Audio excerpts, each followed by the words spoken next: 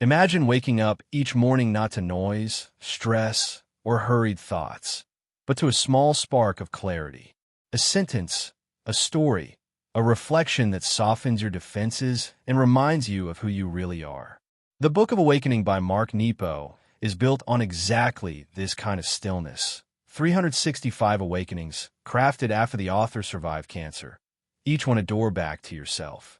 Today, we are distilling this entire journey, the whole book, into 12 powerful chapters, one for each month. Every month carries its own emotional season, its own lessons, its own shift in inner weather. By the end of this script, the viewer won't just understand the book. They'll feel as if they've walked through an entire year of awakening in a single sitting. Chapter 1, January, Beginning Again. January in the Book of Awakening is not just the opening of a calendar year. It is an initiation into awareness. Mark Nepo begins with the humbling truth of our precious human birth, reminding us that simply being alive, conscious, and capable of reflection is an extraordinary rarity. This becomes the foundation of January, awakening to the fact that our life is both fragile and miraculous. Throughout this month, Nepo asks us to observe how heavily we carry the past, old stories, fears, identities, habits, and how often these burdens keep us from walking through new doors. January's teachings show that growth requires setting these weights down, even temporarily, so we can enter the next moment with both hands open. We explore the idea of an inner, untouched place, a spot of pure being that every spiritual tradition acknowledges. While life constantly films over this spot with fear, expectation, memory, and conditioning, experiences of honesty, love, or loss slowly wear away this film and bring us back to our original clarity. January also examines the tension between hiding and revealing ourselves. We learn that every person carries something like green hair, a trait we try to hide, though everyone sees it anyway. Only by revealing who we truly are do we experience real connection. The paradox of being human begins to take shape. We are both completely unique and deeply interconnected. Another powerful theme is the balance of relationships. Nepo uses the metaphor of pearl divers, taking turns diving and watching the line, to highlight the importance of reciprocity. Whether in friendships, partnerships, or family, harmony depends on each person giving the other room to explore while providing safety and trust. January closes by reminding us that life becomes richer when we stop demanding perfection of ourselves, of circumstances, of others. The more easily we are pleased, the more fully we awaken to the quiet miracles woven into each moment. Chapter 2, February, Deepening Awareness. February is the month of facing what we avoid. Nepo introduces us to the idea that fear grows in darkness and shrinks in light, not because the danger changes, but because our clarity does. When we finally open the door to the fears we avoid, we discover that they lose their power as soon as we look at them. This month explores the rhythm of forgetting and remembering who we are. Forgetting is part of being human. Remembering is part of awakening. Slowness, softness, and patience help us remember, whereas speed, tension, and noise make us forget. Nepo also challenges the invisible boundaries we build for ourselves.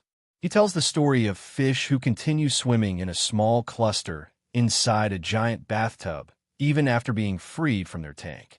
We do the same, shrinking our world to familiar limits and calling it safety. February teaches us how to step outside that imaginary boundary, to reclaim our spontaneity, generosity, and curiosity. Kindness becomes another major theme. The story of the man rescuing a poisonous spider, knowing it will sting him again, highlights the essence of compassion. We are not kind because it works. We are kind because it is the nature of a healthy heart to extend itself. Compassion, like breathing, is something the soul does automatically when unobstructed. February ends with a reminder. Clarity comes from returning to ourselves, again and again, with patience and honesty. Chapter 3, March, opening the heart. March symbolizes thawing, ice melting, emotions resurfacing, and the heart beginning to open after the rigidity of winter. Nepo invites us to examine the friction created when we hide our truth. Avoiding conflict with others leads to conflict within. Expressing our truth may cause external tension, but it preserves inner integrity. We meet several powerful metaphors this month. The image of a blind child experiencing blossoms through touch reveals that awakening is not about perfect perception, but about full participation. We also learn that pain is inevitable, but bitterness is not. Pain is salt. Whether it overwhelms us depends on the size of the container we hold it in. If we remain small, identified with fear, ego, or protection, the pain is intense. If we become spacious through acceptance, compassion, and perspective, the same pain becomes bearable. March also reveals the delicate practice of showing up authentically. It teaches that risk is unavoidable. Every act of honesty involves stepping into visibility. Every act of avoidance deepens invisibility. The key is choosing the friction that respects the soul. By the end of March, the heart begins to soften. The teachings of this month prepare us for deeper forms of presence and transformation. Chapter 4. April, Living Fully. April is a month of renewal and re-engagement with life. Here, Nepo emphasizes that the reward of experience is not external gain, but inner expansion. We learn that the return for climbing is the view, not the applause. The reward for kindness is the flow of energy that moves through us, not praise. Nepo teaches us that every moment, no matter how ordinary, contains a seed of awakening. A cup of juice glowing in morning sunlight can become a sacrament. A brief pause can become a doorway into gratitude. Nothing special needs to happen for a moment to be holy. We simply need to be present. A key teaching in April is the necessity of meeting the outer world with our inner world. When we stay numb, distracted, or withdrawn, life feels overwhelming. When we bring our inner life forward, our attention, care, and imagination, existence becomes bearable. This is why the elderly keep tending flowers, why artists keep creating despite hardship, and why those with little still care for others. It is an act of inner vitality meeting the outer world. April closes by teaching that vulnerability is not weakness, but participation. To be open is to be alive. Chapter 5. May, the work of being present. May is the month of presence. Nepo teaches that enlightenment is not an achievement, but a relationship with life, a willingness to live with everything rather than merely in front of it. We explore the wisdom of Jacques Lassuran, the blind boy who learned to tune in to the presence of things. This story reveals that connection is not dependent on physical sight, but on emotional availability. Presence is an energetic participation. May teaches that the world becomes intimate when we stop viewing it as separate from us. When we surrender the illusion that we are observers and instead enter into relationship with the moment, life becomes vivid, compassionate, and alive. Another theme is the unspoiled clearing, the inner stillness we reach through solitude or deep connection. Presence is not passive. It is a deliberate act of returning again and again to what is real. By the end of May, we understand that presence is not about holding on to the moment, but about becoming porous to it. Chapter 6. June, Embracing Impermanence. June explores the nature of impermanence and transformation. Nepo reminds us that life is always changing, breaking, healing, reshaping, and our suffering often comes from resisting this natural flow. Impermanence becomes a teacher rather than a threat. When something ends, it is not a failure, but a continuation in a new form. Loss becomes a passageway. Grief becomes a form of deepening. Change becomes a sculptor shaping the contours of the heart. June teaches that softening is a form of strength. Like a river breaking down stone, life's experiences, joyful and painful, carve us open, making us more capable of compassion. Another important lesson is that clarity often arrives in small moments, not dramatic awakenings. A memory, a conversation, a quiet walk can reveal truths we've been unable to see. By the end of June, we begin to understand that impermanence is not something to fear, but something to trust. It is the rhythm of life unfolding. Chapter 7. July. Courage and Connection. July is the month where inner courage becomes the bridge between the self and the world. Nepo begins by reminding us that courage is rarely loud. It is usually a quiet, daily decision to show up as ourselves.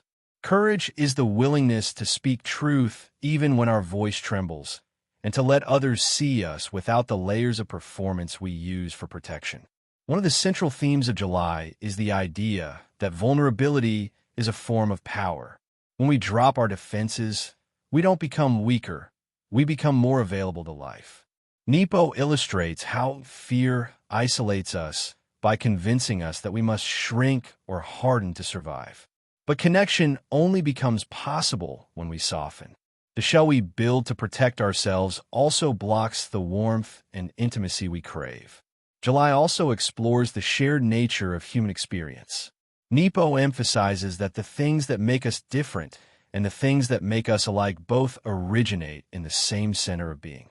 When we recognize this, compassion arises naturally.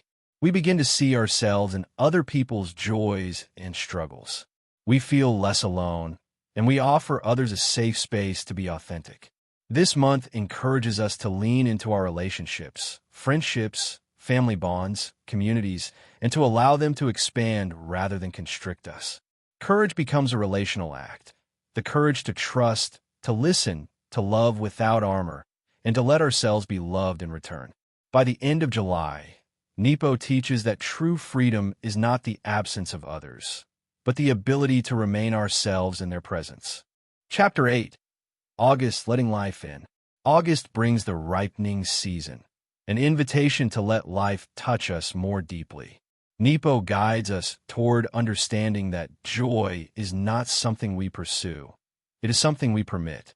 Joy enters when we become permeable to experience.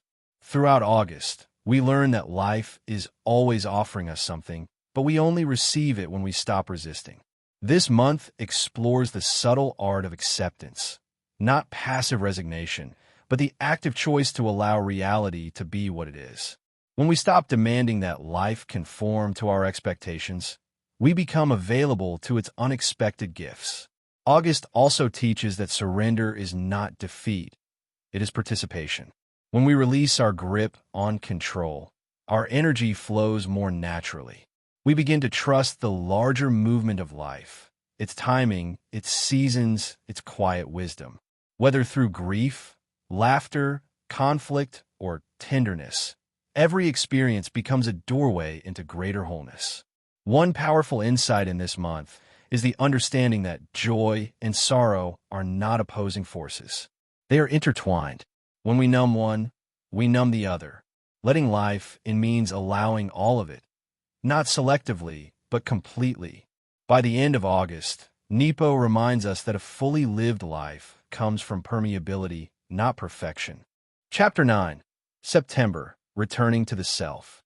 September is the month of recollection, a gentle return to the inner world after the expressive openness of summer. Nepo guides us toward a deeper understanding of the inner unencumbered spot, the core of being untouched by fear, judgment, or expectation. This month focuses on remembering who we are beneath the noise of responsibilities, identities, and external demands. Nepo emphasizes that forgetting ourselves is part of the human condition.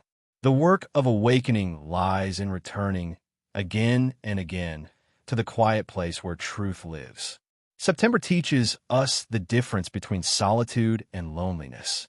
Solitude reconnects us with ourselves. Loneliness disconnects us from the world.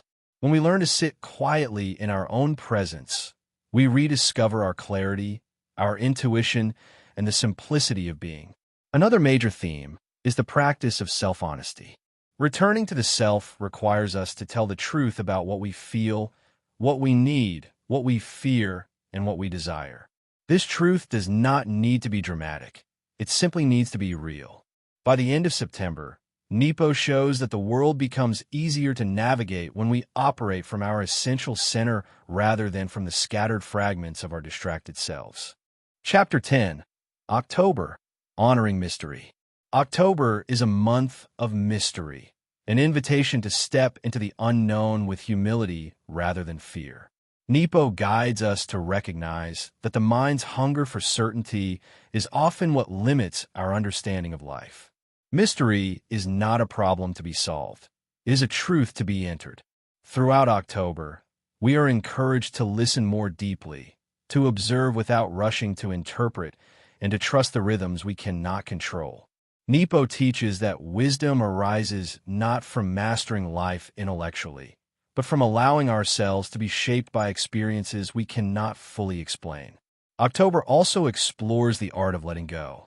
Like autumn leaves releasing their grip on the branches, we are reminded that release is a natural part of life cycle. Letting go of old expectations, identities, and patterns creates space for new growth. This shedding is not an act of giving up, it is an act of growth.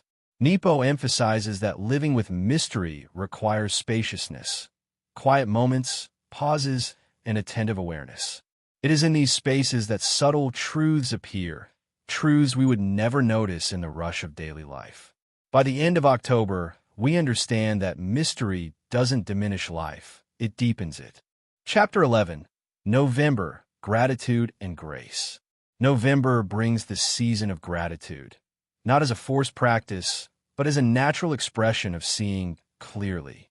Nepo reminds us that gratitude is not something we must generate artificially. It arises spontaneously when we recognize the gift inherent in simply being alive. This month teaches that gratitude is not dependent on circumstances. It is possible even in difficulty, even in uncertainty, even in grief. Gratitude does not deny hardship. It illuminates the beauty that coexists alongside it. Nepo encourages us to slow down enough for the world to reveal its subtle blessings. A warm gesture, a moment of understanding, a breath that arrives without asking. When we notice these everyday miracles, we enter a state of grace, an inner openness that allows the heart to stay soft. Another theme of November is the idea that grace comes from accepting life rather than resisting it. When we stop wrestling with how things should be, we begin to appreciate how things are. This shift invites peace, humility, and emotional clarity. By the end of November, gratitude becomes less of a practice and more of a lens, one that reveals the quiet holiness woven into ordinary life. Chapter 12. December. The Still Point. December is a month of stillness, a return to the quiet center before a new cycle begins. Nepo concludes the journey by reminding us that awakening is not a final state, but an ongoing rhythm.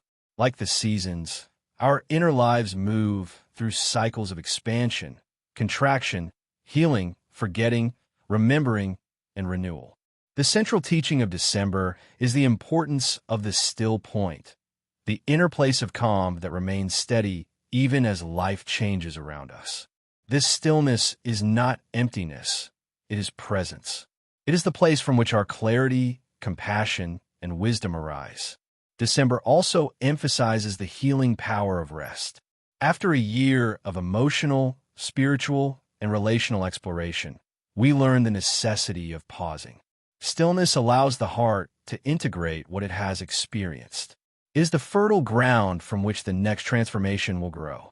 Nepo encourages us to honor the cyclical nature of life without clinging to any single phase. Awakening is not about maintaining perfect clarity. It is about returning again and again to openness, humility, and presence. By the end of December, we understand that every moment, every breath, is another chance to wake up. The Book of Awakening is not meant to be read once, but lived with. Each month is a season of the inner world. Each lesson is a small candle to light the next stretch of the path.